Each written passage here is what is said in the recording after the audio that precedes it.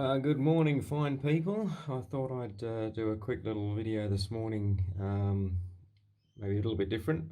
Maybe give you a little bit of a panel overview. So I haven't got the sim fired up at the moment, but maybe just to take you through the elements of this particular panel. So let's go left to right and top to bottom and take you through it. So first and foremost, and I think I've talked about it before, but the actual panel itself, i.e. the panel material, that's a 6mm MDF painted up. So it was all cut previously. Have a look at one of my previous videos. It was all cut by a CNC router machine, and then it was a 3D model that I'd prepared for that panel, and that worked out really nicely. So that's that bit.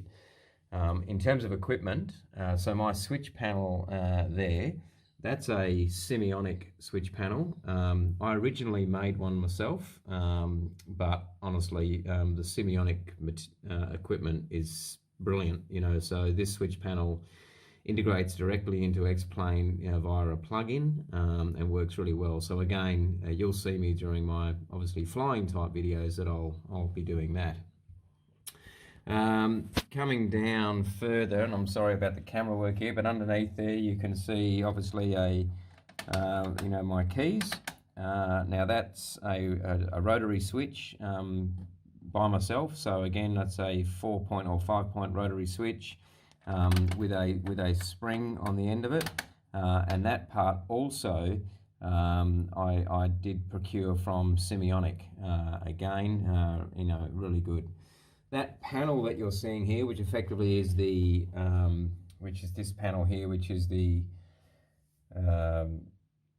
circuit breakers, they're all fake. That's nothing at all. In fact, it's probably one area that I'll look at improving later on, but that's purely aesthetic. There's nothing there at all. All I've done is simply 3D printed a panel, actually in two parts because of the length of it. I couldn't get it all in one on the 3D printer, but just in two parts. And then raised white lettering, which I then wet and dried and sanded off, just to bring up that there. But they do nothing other than just sit there and look pretty. Underneath there, you've got a handbrake.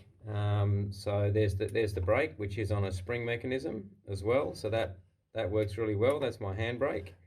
And again, I think I got the idea from Thingiverse. And I modified a little bit because the Thingiverse one had a plastic shaft. I've gone and put a steel shaft through there just to make it more rigid, but that works really, really well. And then that's just hooked into a box underneath, which has got the what do you call it? The not proximity switch. The anyway, I'll think of it in a second, and I'll probably put it on the description below.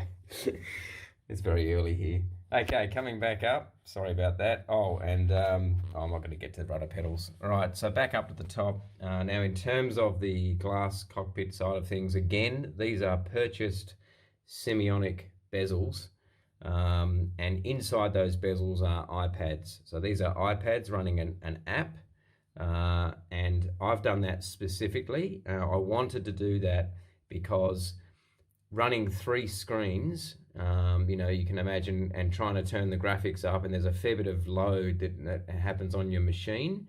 And so I just found that the advantage is these don't take any load from your machine in terms of additional monitors.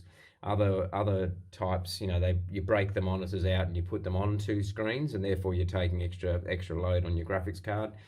This doesn't do that. The disadvantage is that you do sometimes get and it is slight, but you do get a slight lag because it's a Wi-Fi connection.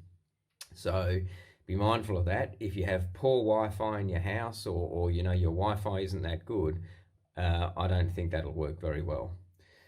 Coming down even further now, standby gauges. So these standby gauges here, and again, this is not directly true to a Cessna. You'll notice that the Cessna normally just has 3. I've put 4 in, and the reason for that is, I think I may have mentioned it in one of my earlier videos when I designed this unit. My yokes are actually a little bit wider, not much, but a little bit wider than than the normal Cessna. I think from memory I've got these at about 660 millimeters center to center on the yokes. And that, because of that, I was able to actually fit in another gauge. So I just thought, oh, bugger it, I'll just put another gauge in. So I've literally got, speed, attitude, and bank, altitude, and engine RPM. So that's that. They all work, and they're all semiotic based. Sorry, not semiotic. Thingiverse gauges. But a shout out to Captain Bob. If you look at Captain Bob's videos in relation to these, he pretty much, I think, takes you through all of these and shows you how to build, assemble, and test using MobiFlight software. He's really informative, so please go and check that out. I'll leave a description to his channel below. Over here we have the flaps lever, and again, that's a functioning flaps lever. It doesn't pull out and push in like some of I think the original ones do, but gives me my positions on flaps. That was purchased from the Desktop Aviator. So Desktop Aviator, I got those. Coming into here, this is probably one of my own custom designs. So my mixture and throttle, which again are functional. I don't have a friction grip on this, so that's just purely a aesthetic piece there, just to also provide the shaft with a bit of stability. And there are linear potentiometers inside of here, which from memory are 100mm linear potentiometers. And I think I've taken you through this before, but this works really well. The trim wheel part of it, this again is a Thingiverse design, so Thingiverse, and I modified it slightly with a bigger faceplate on that, to give me, just for the sake of sitting in with the console nicely, and then the indicator is on a servo which hooks up to a MobiFlight module. Again, in terms of building and configuring and testing a trim wheel with an indicator, Captain Bob, link in description below, takes you through that. Really useful, very informative. Definitely check that out. Also down here is just again, this is not Cessna specific, this is my specific one. But I haven't been able to source a push-pull for a fuel cutoff, really. I haven't labelled that yet, so I'm just using literally a rocker switch for my fuel cutoff. And then I've just put a few switches here, just purely for other functions that I'm using a bit more commonly. So this one here is external view. So the idea behind this one is when I'm doing my checks and balances around the aircraft, certainly in X-plane, I just switch that's hooked in to now change the view to an external view, which then enables me to look at the rudder, test ailerons, and so on. And then I'll switch back to my cockpit view, pause the sim if I need to pause it inside the cockpit, and then a couple of more spares here. Lastly, down here, ATC near. What that one means is more so for VATSIM. So in VATSIM, I'm able to toggle on and off the dialog box that shows me where the ATC controllers are or not, so that I can make sure I'm communicating with them during the flying bit. Okay, on to the next one. Fuel tanks in relation to left and right. Sorry about that, I know I have another video there.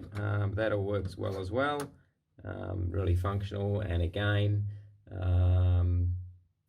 I think this is actually my own design from memory, and that's just a rotary 90-degree rotary switch, 3-position, I think, from memory, or 4-position, and that was purchased from an electronics store, and then wired up, and then this all wires back to a Leo Bodner board. So that's the console and the panel. Yep, really enjoying it. So it's a lot of fun.